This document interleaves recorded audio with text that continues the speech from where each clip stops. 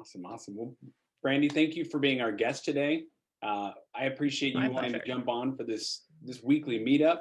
Um, these community meetups are important, and I feel like they're getting more important. And I think they're more important because of the community and the positivity and the passion we're all giving each other right now.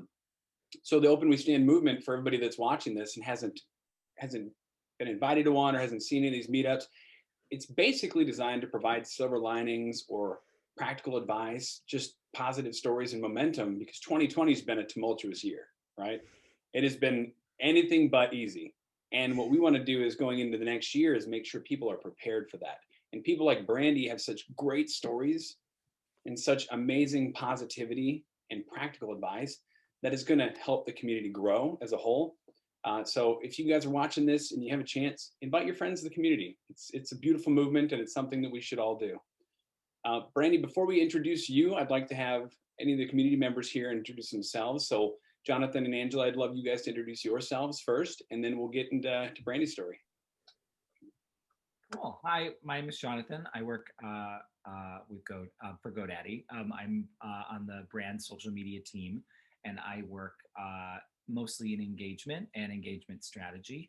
And as of this year, as the need for community has become so much more important than ever before, I've been working a lot more with Rachel on the community side of things as well, and it's been a joy. I'm Angela. I'm also with GoDaddy. I am a community manager for GoDaddy Pro, so I also work closely with Rachel and also Andy McElwain, if any of you know him too. Thank you both for joining us today. Brandy, why don't you go ahead and introduce yourself and your company and your background? Sure. So I'm Brandy Lawson. My company is FieryFx. We are a consulting and marketing agency. I've been doing this for almost 9 years, which seems totally impossible. We started off just building websites and then found that to be wildly unfulfilling because no one knows what they want, or no, everyone knows what they want. No one knows what they need. And so pivoted, and really kind of over the last couple of years, I've been refining what is it that we do for clients, because marketing agency was easy for people to understand, but we kind of do more than that. And I just this week launched our podcast called Leverage Your Spark, where I finally got a framework to define what it is we do. And so we help business owners with what I call the 4 simple machines of business. And these are 4 areas of business that where you apply the force, it gets magnified. And those are websites, smart business, which is basically having processes, but doing it your way, analytics, and technology. So we help business owners with those 4 areas because everything's intermingled and nothing stands alone. But I'm very passionate about these 4 areas because I know that when you get them right, the effort you put in gets just amplified, and you can go do bigger things and make your bigger impact because you've utilized these 4 areas. So that's a little bit about what we do. Personally, I'm originally from Montana. Actually, this is a picture of my aunt's ranch in the window frame from my grandmother's house. So my roots are pretty important to me. I come from homesteaders, so a long line of the original entrepreneurs, the farmers. And then my parents decided to open a restaurant. These 2 farm kids decided to open a restaurant the year that I was born, and not until I became a business owner and a parent in the same year was I like, what were you thinking? So entrepreneurship runs in my family, but it wasn't where I started, but is where we ended up. And I'm very grateful, especially this year, to be in charge of my own destiny and being able to create it the way that I want it. That's awesome. I mean, there was a lot, but it gave us a lot of highlight on what is FieryFx and how you came to be. I love something you said there. You've got these 4 missions in business that you're teaching people that are very practical and very important for people to understand. But you also said that they're intermixed. So not one thing is better than the other. And I think that is so important right now for a lot of businesses moving forward, because we overwhelm ourselves to death with Yes. all of the details, thinking we can handle every little thing. And sometimes we get distracted by the wrong things, right? The tools we think are helping us, the ones that are actually affecting our growth and taking away from that. So I love your email marketing. I love your podcast. I had a chance to listen to that, the most recent one this morning. And I just feel like they're short form, they're engaging, and they're direct. So it allows people to, take a few minutes, listen, think about their business and have a takeaway. And it's not overwhelming, and Yes.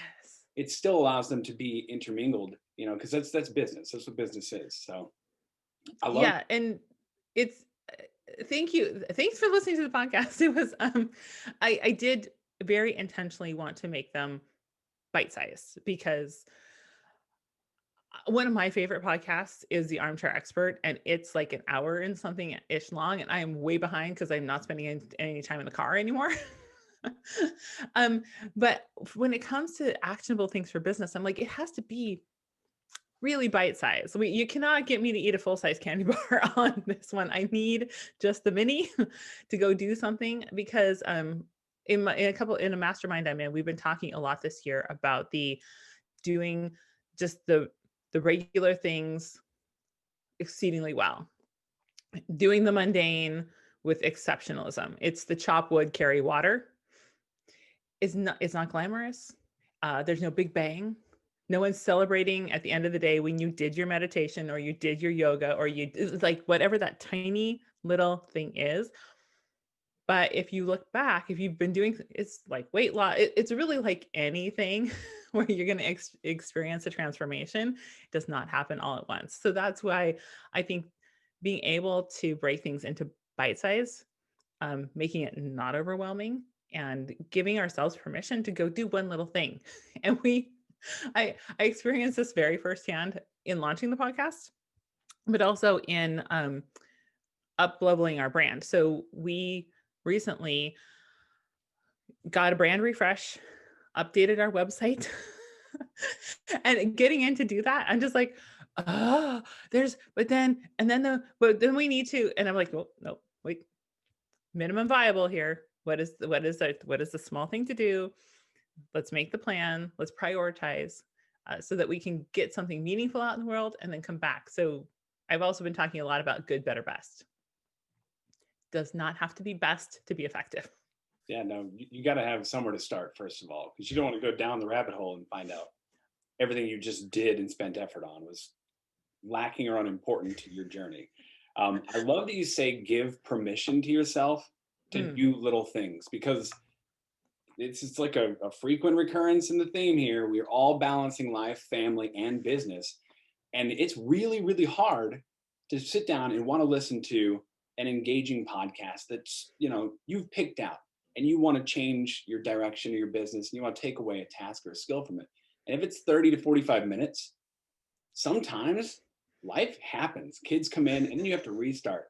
And then you just don't end up getting anywhere and you get disenfranchised. So I love your bite-sized stuff you got, because you can take away, give yourself permission to go on a bike ride with the kids and get some energy out of them, come back, look at what you just learned and put it into your business and reflect on it, and then move forward with tact. And I think that's important.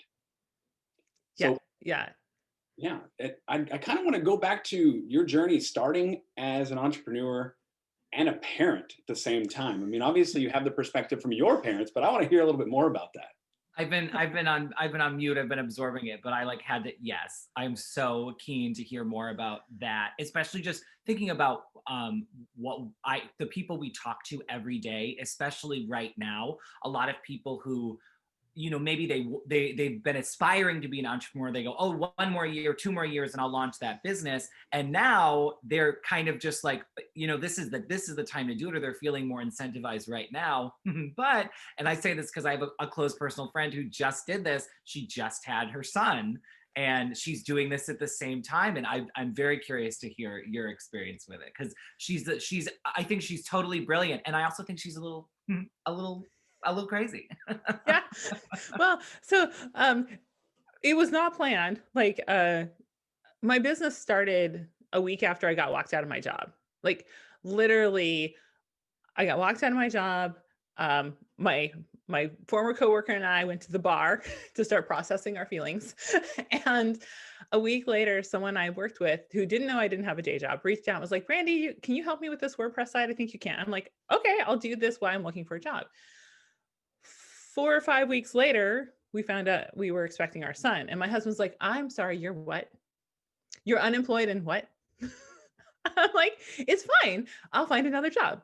And then God, the universe had a real plan for me, because there's no, even though I come from entrepreneurs, even though I like had a side hustle and there was no way I would have ever stepped away from a steady job to start a business. It just wasn't going to happen. So the universe was like, cool, here you go. So we found out we were expecting our son. I'm like, it's fine. I'll find a job. And the most comical comedy of errors for job search ensued. I interviewed with Amazon and they were like, cool, you'd need to live in Seattle. I'm like, cool, yeah, no. I interviewed with a company that went bankrupt. I interviewed with a company who the hiring manager's like, the paperwork's at HR, and they reorged why the paperwork was at HR. I was like, okay, all right. I interviewed with Oracle in Bozeman. So I'm from Montana. My sister lives in Bozeman. I'm like, this is my job. This is my dream job. And then they didn't hire me. I was like, this was my job. And then I flew back to Boise, where we lived before we lived here, to interview with Microsoft, who'd bought a company there. I walked in and the hiring manager goes, so they're going to close this office and move all the jobs to Redmond. Do you still want to interview? I'm like, I'm here. So we interviewed and they're like, offer me. I'm like, there's actually no amount of money that you'd be willing to pay me for me to go. Do you have any idea what the housing market looks like in the Seattle area? I do. My brother-in-law and sister live there. Mm-hmm. So when I turned down the job with Microsoft, I was like, oh, because at this point I had a handful of clients, this thing that I was like, oh, I think this is what I'm supposed to do. And I had a very easy pregnancy. I could take naps. I didn't know, like, it's probably good that this was our first and I had no idea how this was going to go, because then I couldn't be worried about stuff I can't control. And my clients were wonderful and very supportive. And it was just really like figure it out as we went along. I think when my son was 6 months old, so I had like if I needed to go to a meeting, I had neighbors who would come watch it. We don't have family like immediately here. So I called on my community. Like we had neighbors and friends who would come watch him. He would stay, like there was a lot of help. And then when he was 6 months old, I found a daycare that was basically on my way to most of my clients. That was a drop-in, and we did it that way. But there was a lot of before he was mobile, baby hanging out, me working on the computer, just figuring it out. A lot of that in the early days. And I really think that that's analogous to entrepreneurship. Like stuff happens and we go, oh, okay, this is different. And then we figure it out and we roll with it. And as they age and they change, it's also a baby and a business, again, are very analogous. Like they keep changing. We have to keep changing with them, and figuring out different ways to handle it. I think also being creative. If I were to go back, I would have gotten in a community like this sooner. I like most of my bios say that I'm a recovering know-it-all. Like there's a part of my personality that's very intertwined with my value being that I know all the things, but it's not helpful when you're trying to build a business to try to do. You cannot see things that you need to see. Your blind spot is here. And a community helps so much with that. Because also communities can give you other ideas about how to, I would sometimes, if I didn't have a client place to go to, the daycare wasn't very close to my house because it was on the place one, I would drop them at the daycare and go work at the library. Like there's no one way to do this. And even now, so the learning from home. So he's now a second grader.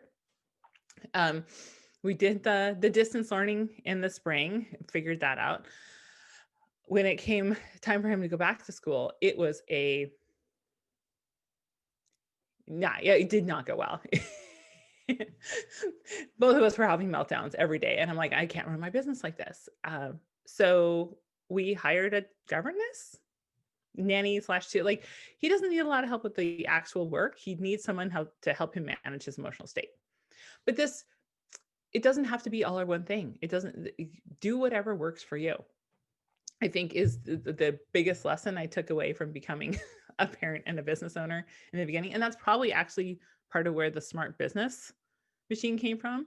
Is I tried implementing everyone else's way of doing things and it sucked and it didn't work. What I realized is if I take that information and then put it through the Brandy filter, like, what is actually, okay, what version of this would actually work for me?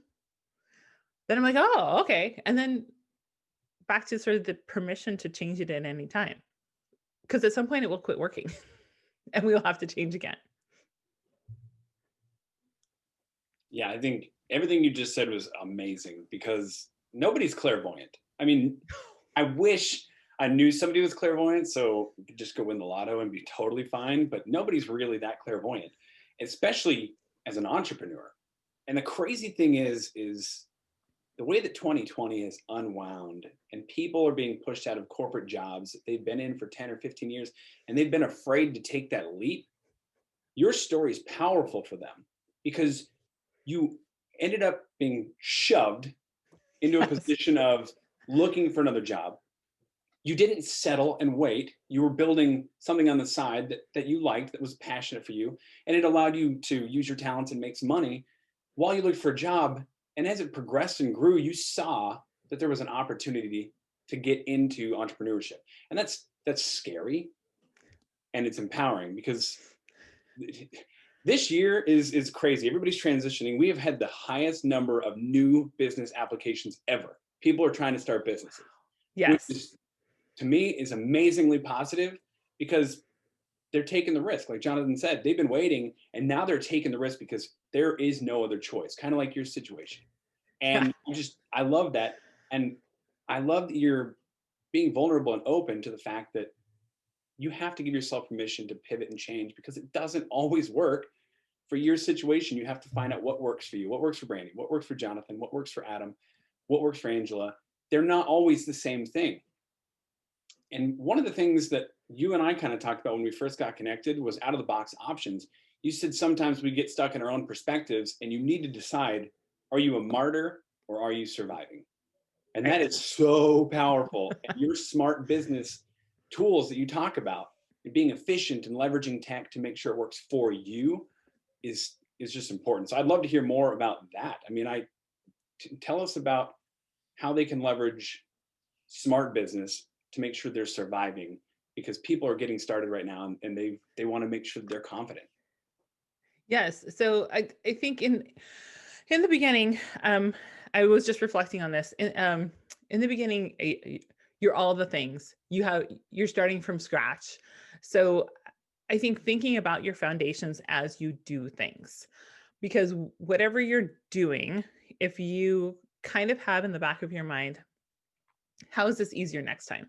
One of the very simple things that I wish I would have started with, but it took me a while, is a checklist. Just simply a checklist. Because when I went to launch a website, there's a certain things that need to be done, and they have to be done in a certain order. You screw that up about once, and you're like, oh, right, I really have to remember that this comes before this. So just even building checklists. So when you're starting your business and you're onboarding a client for the first time, or you're going through your sales process for the first time, or you're even like deciding to post on social for the first time, if you take an extra moment and write down the steps, then you can come back to that. It also makes it far easier in the future when you want someone else to do it. Because I'm a mentor in an organization called You Gurus that's kind of like business school for digital agencies. And it's just fascinating to watch the life cycle of a digital agency startup, because we start here doing the thing that we love and like to do, whether that's designing or developing or whatever. And then we grow to a set of clients, and then we sort of encounter this first hurdle of, oh, I can't do it all myself, and now I have to delegate. And figuring out that, because it's not just a tactical thing, it's also mindset. I learned very early on that who I was at that point was not the person capable of doing the things that I wanted to do. I had to become a different version of myself. So because I worked in software, I'm like, oh, okay, so Brandy version 2020.11 doesn't have as many features or functionality as Brandy version 2020.12. I'll just keep versioning myself. I just keep becoming a better version of myself. So that's when you can embrace even the non-technical. So I early on got real caught up in, oh, if I'm going to have a system, it has to be the thing that it has to have. No. A system can be a checklist. And actually, that's probably the best place to prove it out, because then you don't want to automate something that doesn't work well. So build a checklist, you use it, have somebody else use it, because that's the real litmus test of if it works. And the other thing is back to permission to do it your way. One of my jobs was in manufacturing. We built power supplies. There's tolerances and documentation and build of materials. The documentation was off the charts. I understand how important it is. In my own business, you couldn't have paid me $1 million to go through and create a document that had screenshots, and I don't want to, and I wasn't going to, and I didn't. But then I discovered Loom, the screencasting videos. I was like, oh, I don't actually have to write this or take screenshots. I can just turn on the thing and blah, blah, blah, blah, blah. And that's documented. Sweet. So this is back to the smart business, is there's no one right way. If a checklist makes you go, no, and you want to just record a video of, okay, this is the way I do things. Super. When I talk about one of my big soapbox things is about how email is used, and that email gets used as a task list, and that is the death of an entrepreneur's productivity. I'm like, get your to-do list out of your inbox. I do not care if you go chisel it on a stone tablet. Just get it out of your inbox. It doesn't have to be fancy. It can be whatever it is that works for you. Because I think as human beings, we get real resistant. I'm like the queen of resistance. Just ask any of my business coaches. We get real resistant to things that feel big and scary. So whatever we can do to shine the light under the bed and show us that there's no monsters there, like just dial it back, whatever it can be to be less big and scary. So that's where community comes in again. Like about the time you go into a community and go, someone's like, oh yeah, I've been there, try this. Or, oh yeah, I've been there, you'll be fine. Getting the support, but then just whatever, figuring out where your hangups are at, being real. So, like the other thing I learned or I observed early from people I really adored is that they were wildly self-aware. I was like, oh, that's amazing. It's scary. I don't know if I want to know myself that well, but okay, I can see that it has value. So being able to be self-aware so that you can identify the things that work for you, so that you can move more quickly into building your foundations and moving your business along. Self-aware is a big deal. I gotta say, I think you're the first person to ever have a gag reflex on here when talking about business. And I kind of took that personally because I meant everything. And yeah, it's gross. So thank you for what you just shared. Simplicity. Simplicity is the ultimate sophistication, right?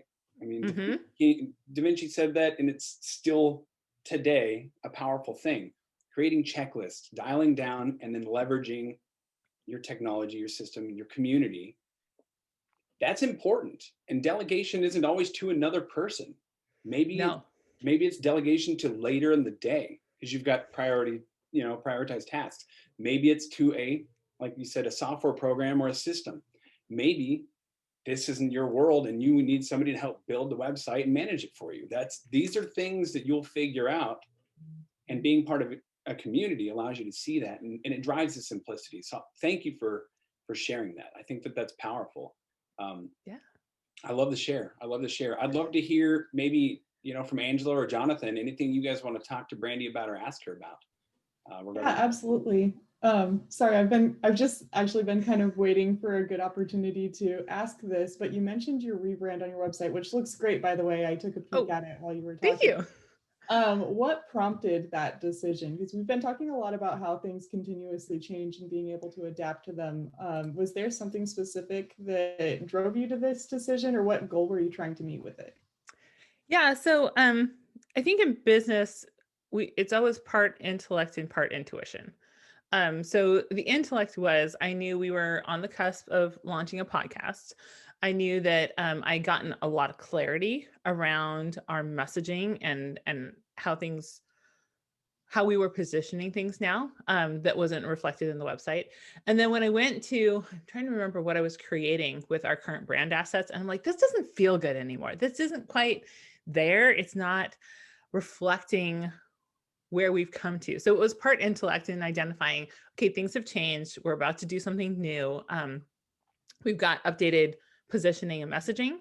And then the feeling of using our current visual assets going, it's not quite right. And what was amazing is when I can articulate those things, because when we engage the designer, I'm like, okay, here's what isn't fitting, here's our updated messaging, here's what we're doing. Like when I can give a designer a good context, then she came back and nailed it. And it wasn't like our logo's the same, there's a color change, and there were some changes with the fonts that we're using, and she re-swizzled the color palette. So we didn't get rid of everything. We just moved it around and enhanced it. And it was like, oh, that's good. So, part of business is intelligence and part of business is intuition. So feeling your way into it. But then being able also to articulate that so that you can leverage the expertise of other people. Well, if you were going for bold and authentic, you nailed it. Yay! Thank you, Angela. You're welcome. And I actually have to drop quickly. I apologize. I have a call right at 12:30. But Brandy, thank you so much for chatting. I really enjoyed this. I can't wait to post it next week. And again, thank you so much. And yes. Yeah, this is awesome. My pleasure. I'm so sorry I have to drop. I'm so sorry. That's all right. Enjoy your call. Well, I appreciate everything you've shared today. I want to be respectful of everybody's time, but I think your message is powerful. I feel like it was simple but deep, and it's going to give people an understanding of how it is to become an entrepreneur and evolve. And entrepreneurship is an evolution. It's never going to be the same. You said it earlier, new version of yourself, reiterate. And I love that. I think people should go and check out, it's Leverage Your Spark, is podcast series. Definitely go check that out. It is super easy, super bite-sized. They're about 5 to 6 minutes each. And they're just very direct. They're good. And then other than that, check out Brandy. Brandy, is there anything else you want to share with the community before we let them go? I think we've hit on versioning yourself, community. The more Brene Brown, like when I discovered Brene Brown, that was sort of a game changer for me, because she was able to bring research and science into the things that I had felt. But this being able to be vulnerable and authentic with not only your community, but your clients, because as it turns out, we're all human beings. And being human is very messy. And we do business with other people, and trust is built faster when we're not trying to be something we're not. And so I think that was another piece that I wish I would have understood in year 2 as opposed to year 4. If you haven't read anything by Brene Brown, she's also got a podcast out. Go check her out. I think that she helps us be better human beings. But being human in your business, I think this is also something that when entrepreneurs start a business, they struggle with. Well, is it me, or do I position myself like a corporation? I think the right answer is position yourself as who you are.